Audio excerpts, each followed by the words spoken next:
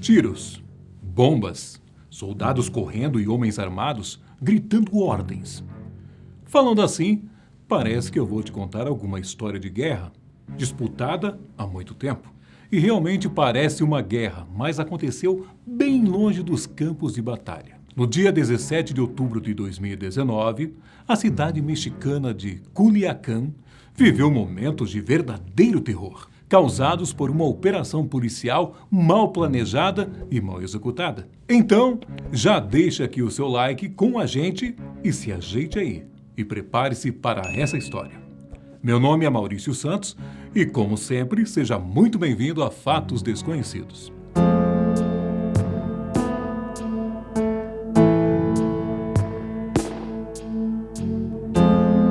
A história recente está cheia de cartéis poderosos que criaram verdadeiros impérios de venda de drogas. Nomes como Pablo Escobar, Ismael Garcia e Manuel Noriega são famosos por terem movimentado bilhões e bilhões em seus negócios ilegais. A história quase sempre se repete. Após um grupo ser desmontado, grupos menores começam a guerrear entre si para tomar esse novo posto deixado pelos outros narcotraficantes, que foram presos ou mortos. Um desses grupos que apareceu é o Cartel de Sinaloa, nome dado por estar localizado no estado mexicano do mesmo nome. Fundado ainda na década de 80, hoje é considerado o maior cartel de drogas do mundo. Se encontra em mais de 50 países. É a quinta maior organização criminosa do mundo e conta com um verdadeiro exército, tendo até mesmo militares e policiais como membros. Além disso, o cartel conta com armamento avançado, que é encontrado nos melhores exércitos do mundo. Esse grupo de criminosos movimenta quase 3 bilhões de dólares por ano, superando o lendário cartel de Medellín, liderado por outro narcotraficante bem conhecido, Pablo Escobar. A história do cartel de Sinaloa começa com outra facção, o primeiro grande grupo de venda de drogas do México, o cartel de Guadalajara. Esse grupo teve vida curta, porém foi o início do que seria uma época sangrenta das guerras às drogas no país. Em 1985, o cartel de Guadalajara matou Henrique Camarena, um agente da DEA, a Agência Norte-Americana de Combate às Drogas. A população e a mídia americana ficaram chocadas e exigiram a punição para o cartel. Os líderes do bando foram presos, deixando um espaço vazio e dificultando a vida dos traficantes. Antes, a cocaína vinda dos países da América do Sul, como a Colômbia e o Peru, tinham que dar voltas e viajar por rotas complexas para chegar nos Estados Unidos, o principal cliente. Com os cartéis mexicanos, o meio de campo estava completamente organizado.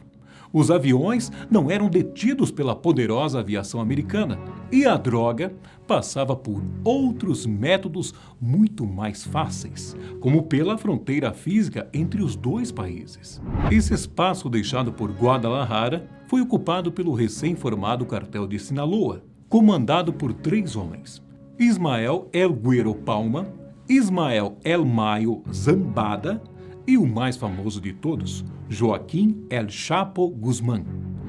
Esses homens também faziam parte do grupo de Guadalajara, sendo como generais da facção. É claro que outras quadrilhas estavam interessadas em ocupar o espaço deixado pelo cartel. Foi assim que se iniciou uma guerra sangrenta pelo controle do narcotráfico no México. Essa guerra dura até hoje, só que em menores proporções, porque nos dias atuais, Sinaloa atingiu um patamar nunca visto antes de uma quadrilha de narcotráficos. Eles são chamados de Sindicato do Crime, porque, além de sua própria organização, apoiam outras gangues, como cartéis menores e até mesmo grupos armados, como Los Antrax, um agrupamento paramilitar. Seu poder, então, foi conquistado à base de muitos conflitos e sangue derramado. Após anos de investigações e perseguições, Apenas 2 dos 3 mandantes do cartel foram presos. El Güero foi detido pela primeira vez em 1995, porém, conseguiu fugir, sendo capturado novamente em 2007 nos Estados Unidos. El Chapo se tornou presidiário pela primeira vez em 1993, na Guatemala, e foi extraditado para o México. No entanto, conseguiu fugir subornando funcionários da cadeia, que o colocaram escondido no caminhão de lixo em 2001. O traficante, bem espertinho, foi preso de novo em 2014, mas, muito malandro, conseguiu escapar outra vez, em uma fuga digna de cinema. Foi cavado um túnel de mais de 1,5 km, logo embaixo da cela de El Chapo. Ele foi recapturado pouco tempo depois, em 2016, ficando novamente atrás das grades, onde cumpre pena de prisão perpétua por vários crimes, como tráfico e muitos assassinatos. Quem assumiu a parte dele nos negócios foram seus 3 filhos, Ivan, Jesus e Ovídio. Eles dividem o controle do cartel com o último líder original que continua solto, El Mayo Zambada, um homem muito misterioso, que ainda vou falar mais sobre ele aqui nesse vídeo. E foi por causa de um desses novos líderes, Ovídio, que a cidade de Culiacán viveu um verdadeiro cenário de guerra em 2019. Uma operação mal realizada pela polícia se transformou em um verdadeiro desastre. Forças que patrulhavam ao redor da região da cidade, controlada pelo cartel, já que no interior desses locais ninguém permitia fiscalização, fizeram um movimento precipitado, encurralando Ovídio, ou, como é conhecido, El Ratón, na casa dele, no bairro Três Rios. A ação estava programada para aquele dia, só que com uma força militar muito maior do que a do pequeno grupo que se arriscou na captura de Ratón. Os grupos que deveriam ter ajudado Ovídio nunca chegaram ao local. Eles foram atacados pelo cartel enquanto estavam no caminho. Tudo indicava que a ação poderia ser desastrosa. E foi o que aconteceu. O pequeno contingente de soldados e policiais conseguiu prender Ratón dentro de casa. Mas quem disse que eles conseguiriam tirar o homem de lá? As tropas armadas do cartel de Sinaloa reagiram rapidamente à prisão de Ovídio. As cenas são de filmes. Civis armados, andando nas caçambas de caminhonetes, trocando tiros e bombas com policiais e também fortemente armados. O grupo de criminosos demonstrava toda a sua força, mostrando um poder militar maior que as forças nacionais mexicanas. Além dos homens que impediam que Ovídio fosse retirado da casa em que foi preso, outros grupos de civis armados continuavam a causar terror em vários pontos da cidade. Os integrantes do cartel incendiaram ônibus e deram ordem para que os comércios fossem assim fechados. Também sequestraram soldados em postos de pedágio enquanto militares eram fuzilados em várias regiões. Além disso, e no meio desse cenário de guerra, houve troca de tiros entre as forças nacionais e os criminosos por mais de 12 horas. Mas não para por aí não. Forças do cartel invadiram um presídio da cidade, libertando prisioneiros.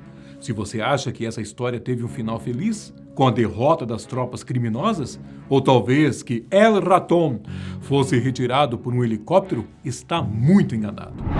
Depois de quase 13 horas de conflitos, 8 mortos e mais de 40 presos foragidos, o presidente do México, Andrés Manuel López Obrador, deu a ordem para que as forças recuassem e também soltassem Ovídio. O caso ficou conhecido como um dos maiores fiascos da história da polícia. Não só mexicana, mas como de todas do mundo inteiro. Porém, muitos especialistas acreditam que libertar El Ratón foi a melhor coisa que o governo mexicano poderia fazer, já que o erro que foi de tentar prendê-lo já havia sido cometido. Estima-se que cerca de 200 pessoas poderiam ter morrido caso as autoridades insistissem na operação. Uma das imagens mais chocantes do acontecimento, além, é claro, das cenas de violência, é que o vídeo fala com outro irmão dele para que os ataques parassem. Toda a conversa foi gravada. El Raton pediu para o irmão mandar parar os ataques, porque, segundo ele, já havia se entregado. O irmão dele, porém, não só fala que não vai interromper os ataques, como ainda ameaça os militares que estavam mantendo o vídeo preso na casa. Embora a missão tenha sido um verdadeiro desastre, ela trouxe algumas informações importantes para as autoridades, principalmente sobre como está a nova ordem após a prisão de El Chapo. Não se sabia exatamente a importância de cada filho do traficante. Na verdade, nem se esperava que os filhos dele pudessem assumir o cartel. As investigações apontavam que os rapazes eram meninos mimados, que não ligavam para o negócio do pai e se preocupavam apenas em gastar o dinheiro. Após o evento, acho que você também vai concordar que ficou provada a importância do El Raton para o cartel, não é mesmo? Enquanto a posição dos filhos de El Chapo na hierarquia desse grupo ainda fosse um mistério, o que as autoridades já sabem há muitos anos, principalmente após a prisão de seus sócios, é que o verdadeiro chefão do cartel Sinaloa é El Mayo Zambada. Zambada é uma lenda viva dentro do mundo do narcotráfico. Ele comanda uma gigantesca organização criminosa há mais de 40 anos. E além de nunca ter sido preso, também não perdeu a vida em guerras de cartéis. O governo americano oferece uma recompensa de 5 milhões de dólares para quem capturá-lo. De acordo com especialistas da área de segurança, a justificativa para uma vida tão bem-sucedida no crime tem uma simples explicação: a corrupção. Ao contrário de outros narcotraficantes que tentam conquistar o poder à força, o que podemos observar no caso que contei hoje, Zambada prefere comprar autoridades e até mesmo as regiões de outros cartéis, ao invés de usar a violência. Outra diferença de El Mayo é sua discrição. Ao contrário de muitos outros traficantes, que ostentam carros e casas de luxo e muitas vezes são vistos bêbados na rua, brigando e arranjando confusões, Zambada leva uma vida totalmente discreta, longe dos holofotes. Mas é claro que ele não deixa de aproveitar uma vida confortável enquanto vive fugindo das autoridades, que não têm nem ideia do paradeiro dele. Eu fico por aqui, mas fala pra gente nos comentários se você já conhecia essa história impressionante. Até a próxima, fique com Deus e tchau!